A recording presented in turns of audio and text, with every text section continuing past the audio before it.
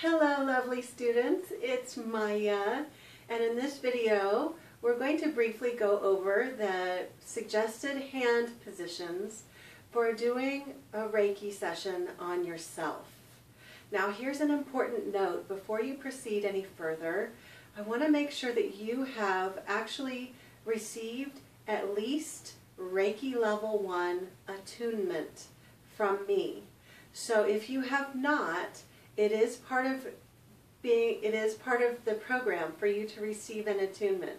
So if you haven't received it yet, I need for you to contact me and we'll get you set up so that you can receive a private attunement. The attunement is a process in which you are opened up to be able to channel Reiki. So let's go on into the hand placements, assuming that everybody watching this and doing this practice has received at least a Reiki level 1 attunement. So I would like for you to have your book handy, and I'm looking down at my manual just to make sure I'm on track. So get your book, and we just want to make sure that you understand the pictures in the book.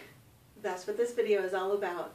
So your book actually lays out your Reiki level 1 manual, really clearly diagrams all of the hand placements, but let's go over them now. Okay. Now the goal of this video is not to allow enough time for you to actually be doing a Reiki session on yourself. We're just going through the hand placements, okay? And then later you can turn this video off and you can do all of these hand placements. It's suggested that you spend about 3 to 5 minutes on each of these hand positions. And let's see, also these are just suggestions. So if you just feel like you want to do something different, then go with that. The important thing is that your hands are relaxed and that you're not holding them in any kind of position that's putting strain on your shoulders or your back or making you feel uncomfortable.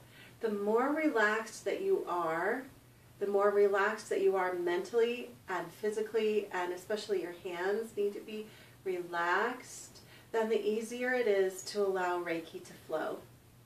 Okay, let's get started. The first suggested position is over the face. Now we do, no matter what book you look at for suggested positions, whether it's your manual that you've gotten from me or another book, there are slight differences in the manuals. But no matter what book you look at, you'll usually start at the head and go down the body. So let's do that. We'll start with our hands are in a cupped position. Make sure that they're not tense, like pushed out like this. Make sure that the fingers are not wide. So basic hand position is like this. And then we're going to just gently place your hands over your face. And in Reiki level 1, all you have to do to get Reiki to flow is just intend that it starts. It's a matter of just allowing it. Just allowing it. So what I've found is when people are trying to make it happen, they're trying too hard. You have the ability to do Reiki, so just allow it to relax. Just allow yourself to relax, allow it to flow. So you would hold this position for 3 to 5 minutes. Make sure, this seems obvious, but make sure you don't squish your nose closed. Especially important when we go over the positions working on other people. For me personally, it freaks me out when it feels like my nose is being closed when people are working on me. So be cognizant of that. Okay. Next position is hands over the side of your head. Now you can vary this if you are having an inner ear infection back here. You can bring your hands down a little bit more. If you tend to clench your jaw, you can bring your hands forward a little bit more. So essentially you just want to have your hands to the side of your head.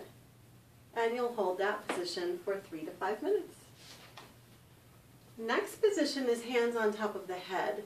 So the fingers are actually touching, the middle fingers are touching like this, and then the hands are placed on top of the head like this.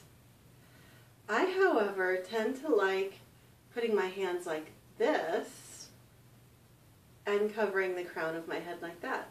So again, these are just suggestions. Whatever feels comfortable for you to work on top of your head. The next position is hands on the back of the head. And one way to do this is to have the hands next to each other and then hands back like this. This can be really comfortable when you are reclining back in a chair or even in bed. And for me, sometimes this bothers my wrists.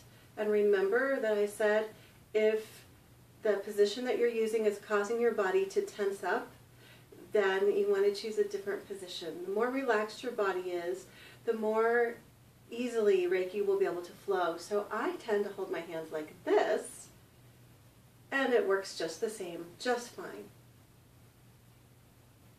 Now the next position involves you working on the throat and the heart at the same time, and I'll give you an alternate method to do this in just a moment. So to work on the throat, you're going to just cup your hand, and I usually place the edge of my hand against my collarbone here, and then I'm going to open up my thumb, and so I don't want to be pressing against my neck. For some people, that actually causes either a conscious or unconscious fear response. So you want to avoid really choking yourself here. And then hand over the heart. And then I noticed that I was holding my elbow up, and that's going to create tension. Reiki is not going to flow as easily if there's tension. So I felt it and reminded myself to bring my elbows down. Elbows down is a much more comfortable position. So that's throat and heart together. Now here's an alternate way to do this. I usually like to do the throat and the heart separately. And here's my favorite way to do the throat. I put my insides of my wrists together and make a cup like this. And then I place my hands so my fingertips are actually touching the back of my jaw here. And then this is really great position because I can feel it working on my glands and my whole throat, and even a little bit in that inner ear, which sometimes I have allergy issues with. So just relaxing my hands and feeling that warmth going into my throat, and of course that works on the thyroid too. So now that we are working on the throat, now we're going to do the separate position for the heart. So for this, all you have to do is just place your hands one on top of the other and just rest your hands, elbows resting down. Now this is not in your book, but ladies, since you're working on yourself, there's of course the option to work on your breasts. And I think this is an important part of breast health to keep you healthy, right? So when you're working on someone else, you probably can't work directly on your chest. You can work hands above. But when you're working on yourself, I do it all the time. I can feel the, especially on this side, I'm working on really opening up the lymphatic system over here. And so I am focusing a lot on that lately. So I want you to do the same. That's really great to do Reiki for breast health. And so now we're going to move on to the shoulders. Now the shoulder positions can be a little bit tricky because I think they make your shoulders tired. But I'm going to show you two different techniques. So one is crossing the arms over each other, and then your fingers are kind of on top of your shoulders and reaching over to the back of your shoulders. So this is one way, and this tends to end up with your hands on top of your shoulders. And then the manual shows this. And again, your hands end up kind of on top of the shoulders. Now the way that I like to do this, because my right shoulder tends to get sore, I actually take my left arm and I bring my hand over And instead of having to hold it here, because that's going to make my arm tired, I actually hook this elbow. I hook this elbow, the right elbow, under the left elbow. And then it allows me to just be able to relax my arms down. And again, that relaxed position is what allows me to, it allows the Reiki to flow freely.